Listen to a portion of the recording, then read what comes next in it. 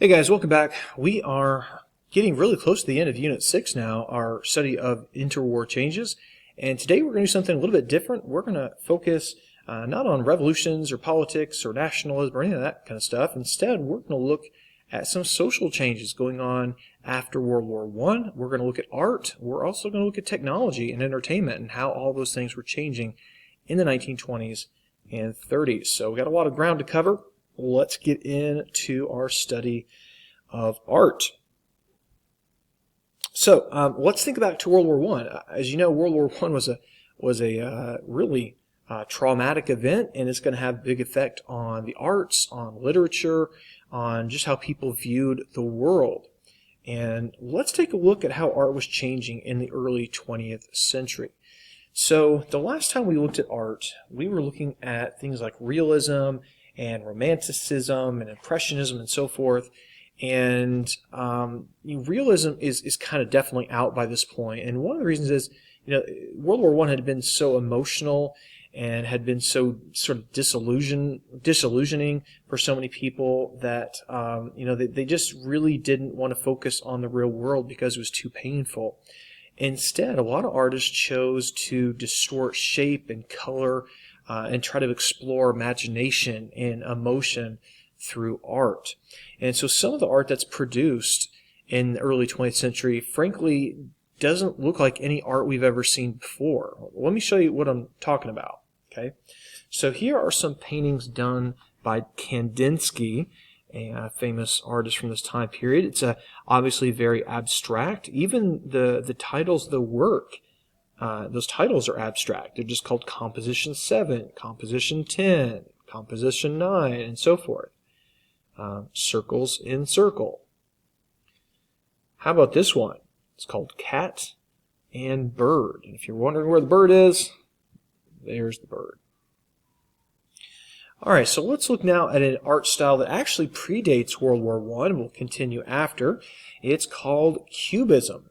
And this art style gets going in the early 20th century. And the two main founders, one of them is from France. His name is Georges Braque. You can see him in the bottom right. And the other one is, world famous, right? Everybody knows this guy, Pablo Picasso of Spain. So what makes Cubism unique? Well, Cubism is an art style where we're taking kind of natural forms around us and we're transforming them into more basic geometric forms. So the objects tend to be very blocky, rigid, harsh lines and edges. It doesn't look very natural. We're kind of breaking things down into more like their component parts. It's very abstract, right? I mean, you can definitely tell there's a woman here playing. It looks like almost like a mandolin or something. That's obviously a person here, but it's still abstract. So here are two paintings here from Georges Braque: Woman with a Guitar on the left, and Violin and Candlestick on the right. Now, let's look at an art style that's short-lived but really reflects what was happening during and after World War I. All that people just feeling lost, confused, not sure what to do. And that art style is called Dadaism, or just Dada for short.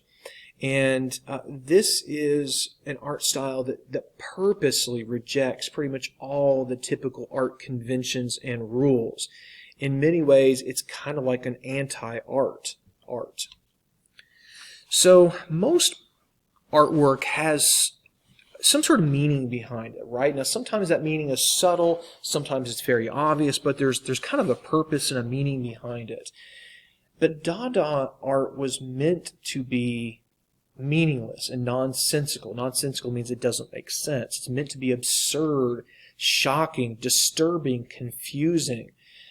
It's meant to trigger that confusion, like, what am I even looking at? So when you look at some of this work and it doesn't make a whole lot of sense, that was the purpose. Its purpose was to be nonsensical. This one is one of my favorites. So again, Dadaism was a pretty short-lived art phenomenon. Its most famous artist was Marcel Duchamp of France. And you can see an example of his artwork on the right. He's put a little mustache on the Mona Lisa. On the left, this is one of his famous sculptures, I guess you might want to call it. I don't know. It's called Fountain. And it literally, all it is a urinal. Okay, take like a urinal from a bathroom, and he called it art. Yeah, that's art. All right, our next art style is called Surrealism, and this one is one of my favorites because it's just really, I don't know, it's just unique. It's very thought-provoking. And what Surrealism is trying to do is trying to link the real world, that we're all aware of, with the dream world. And think about dreams; they can be very weird. In a dream, something might seem normal, and then we wake up, you're like, man, what was that all about? And so we're trying to kind of capture that dream world in our paintings. And you can see an example down here. Here is another one, Time Transfixed. It's interesting. Again, that eerie, dreamlike quality is what you're going to notice in your surrealist artworks. The most famous of these surrealists is Salvador Dali, and he a Spanish artist. And I think almost all of us have, if you've never heard of him, you've at least seen probably this painting on the right. This is his most famous painting called Persistence of Memory. Some people just call it the Melting Clocks painting, informally, because I don't remember what the actual name is of the painting is. Here's another Dali, the Burning Giraffe. And there's a giraffe on fire. This one's called The Face of War, and this is from 1940, and it's a reaction against the beginning of World War II in Europe. This one I find really fascinating. It's called Apparition of Face and Fruit Dish on a Beach. And this is one of those paintings where once you see what's in it, you can't really unsee it. For example, there's the fruit dish, right? I think everyone sees the fruit dish. There's the face. And this up here, what looks to be a mountain and a kind of a rushing river with a tunnel here, that's actually a dog as well, right? So it's a river rushing down. You've got a mountain. The dog's collar is actually a bridge. Just really interesting painting. All right, now let's talk really quickly about architecture, and then we're going to move on and talk about technology. So architecture is also changing during this early 20th century period, and the most famous architect from this era was an American named Frank Lloyd Wright. And Frank Lloyd Wright was interested in what's known as organic architecture. Okay, organic architecture means that whatever you're building in terms of, whether it's a home, a museum, a shopping center, whatever, it should sort of reflect the environment it comes from. So you're going to use a lot of the same materials from the local area. It's going to just kind of blend in and live in harmony with nature. You can see one of the examples of a Frank Lloyd Wright house at the bottom left. It's known as the Roby House. This was built in 1910, which, if you think about that, I mean, that house is over 110 years old, and it looks, ultra modern. A couple other examples of some Frank Lloyd Wright homes that were built and are still standing. The Guggenheim Museum in New York City was designed by Frank Lloyd Wright. You can see the art gallery itself is this right here. It almost looks like a big bowl, or almost like a corkscrew that goes down, and you look at the art as you walk down the gallery. Here is a house that he built for himself. Pretty awesome looking, I gotta say. And I would say probably his most famous house, and one that many of us have seen maybe in a book or something, it's called Falling Water. And this was built in Pennsylvania. And it was literally built like over a waterfall. And if you look at the design of the house, it almost looks like a waterfall. Kind of stair steps down the hillside just like a waterfall does. Pretty cool design. All right, so before we get to technology and other things, let's take a real quick break and looking at our art styles. We looked at Cubism, Dadaism, Surrealism. We also talked about Frank Lloyd Wright and his architecture. Personally, my favorite is Surrealism. I think it's just so interesting. And there's so many interpretations you can look for in those paintings.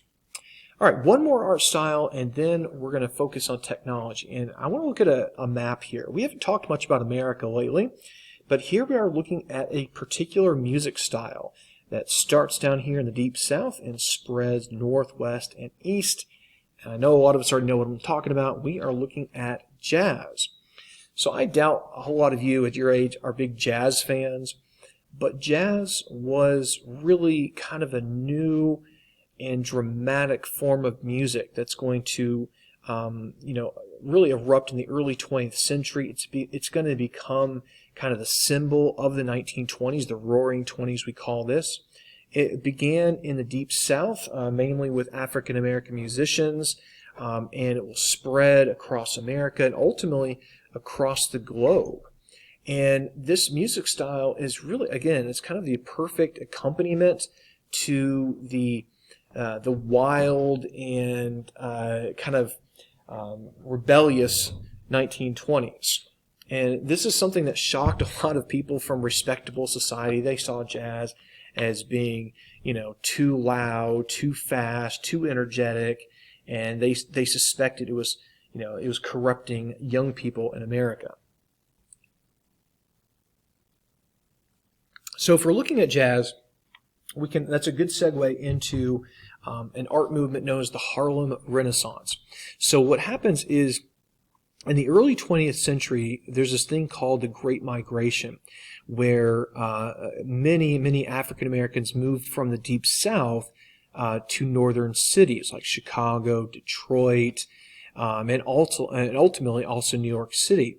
And the Harlem neighborhood of New York City became kind of like a gathering place for a lot of black musicians, poets, writers, creative people. And we know this time period, this kind of awakening and explosion of African American artistic creativity as the Harlem Renaissance. All right, let's now look at the youth of the 1920s, see what they're up to. So the 1920s is it kind of, in some ways, like the first modern youth rebellion. And what I mean by youth rebellion is the young people of the 1920s really just didn't have a lot of the same values as their parents and their grandparents' generation. They saw the world very differently. They wanted to live in the moment. They wanted to have fun. They wanted to drink and drive fast cars. And parents, frankly, struggle with how to control and understand their children. A good example of this youth rebellion would be the flapper. Now, I think the flapper maybe has been a little bit overblown because most women were not flappers, of course, but some were. And what a flapper was this energetic, independent young woman who cuts her hair very short because that went against the common culture they're trying to rebel against. They're going to wear short skirts, wear lots of makeup, they're going to smoke, they're going to drink, they're going to drive cars, and they just frankly shocked a lot of people in their open expression of independence, sexuality, commercialism, all of these things. So there is the flapper. All right, now we're going to finish up by looking at some technologies and see what's going on with that. And we're going to begin by looking at the car. If you're a car person, you may have heard of this type of car before. It's called a Duesenberg. It was a very expensive car driven by celebrities and the rich. All right, so what the car does, of course, is it gives the people of the 1920s and 30s more mobility than ever before. It gives people the ability to just kind of go out on a road trip and travel simply for pleasure. And it also gives women a lot more freedom and independence than they'd ever had before, because now they can get out and they can go out and shop, they can meet with their friends. It just gives women more independence than ever before. Now, speaking of people traveling for fun, some people would go out and do auto camping, as it was called, where you would just, drive somewhere, pitch a tent, and spend the night and just travel that way. But ultimately, what would happen is eventually hotels on the side of the road would open up to cater to these motorists. And these motorist hotels became motels. That's where the term comes from. Now, another effect of the car is a change in settlement patterns. So more and more people start moving out to the suburbs because they can work in the interior of the city, but they can live out in the more comfortable, quieter, greener suburbs because of the car. All right, now let's look at the airplane. Remember, World War I had totally transformed the airplane, made it into something that's faster, can fly further than ever before. And all those technology improvements that came from the First World War, we're going to see applied in the 1920s and 30s. And we're going to see things like airmail being introduced. So now a package can be transported, hundreds and hundreds of miles over a relatively short period. We're also going to see airlines. So people, just private individuals traveling long distances on airplanes. And here's an example. It's called the Ford Trimotor. This is an airliner. And this 3-engined plane could carry about 12 passengers. And so if you were a wealthy person in the 1920s or 30s, this might be how you traveled long distances instead of driving or taking the train. Speaking of airmail and the rise of aviation, this guy right here is a pretty famous American. In fact, he's one of the most famous Americans of all time. If nothing else, I would argue he's the most famous pilot that America has ever produced. And that guy is Charles Lindbergh. And if you've never heard of Charles Lindbergh, that's fine. But in 1927, he did something dramatic. He flew in his plane, the Spirit of St. Louis, in a non-stop flight across the Atlantic Ocean. It was the first transatlantic flight, at least in an airplane, ever. And it took him 33 hours to complete this flight. Can you imagine flying nonstop for 33 hours and you're the only person on board, right? I mean, you can't fall asleep. There's no autopilot. You've got to stay there and control the aircraft. There's no bathroom. You can't get up and stretch your legs. You just kind of go and hope you can make it. And he did. It shocked the world. Became an instant celebrity. This is the inside of the Spirit of St. Louis, the cockpit. So that's where Charles Lindbergh was sitting for 33 hours straight as he flew. Pretty crazy. And there is the plane. Lots of fuel needed to get this thing across the Atlantic Ocean. And here he is being welcomed home as a hero. And the plane itself is in the Air and Space Museum of the Smithsonian in Washington, D.C. today. Radio. So radio really comes into its own in the 1920s. In 1920, the very first commercial radio station was opened in Pittsburgh, Pennsylvania. And soon enough, Americans, millions of Americans owned radios.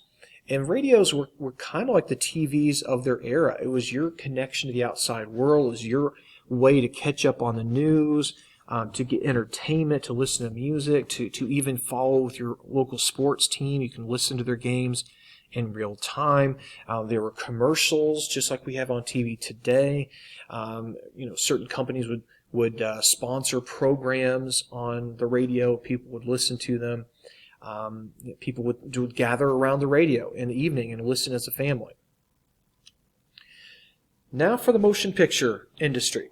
So Hollywood in the 1920s becomes the movie capital of the world. And one of the reasons Hollywood was chosen is because of the warm climate in Southern California, making it more practical to make films throughout the year. Now, these early films in the teens and 20s, though, lacked two key ingredients for modern films. And of course, that's sound and color. These were black and white, and they were silent. And this guy right here, you may not recognize him without his makeup on. He is the most famous of the silent film stars. And of course, it is English-born Charlie Chaplin. Charlie Chaplin. Yeah, his character was known as the Little Tramp, and a lot of slapstick humor and that kind of stuff. Charlie Chaplin was able to transition into spoken films later. In fact, we're going to revisit him when we talk about the rise of Hitler, and he made a movie called The Great Dictator, and we'll take a look at a clip of that much later. Well, I shouldn't say much later, but a little bit later this year. Other silent film stars from this era, people like Rudolph Valentino, and if you like comedy, slapstick humor in particular, we've got ourselves the Keystone Cops, who are kind of capering around and acting real silly, and people went to the theater to watch them and get a good laugh.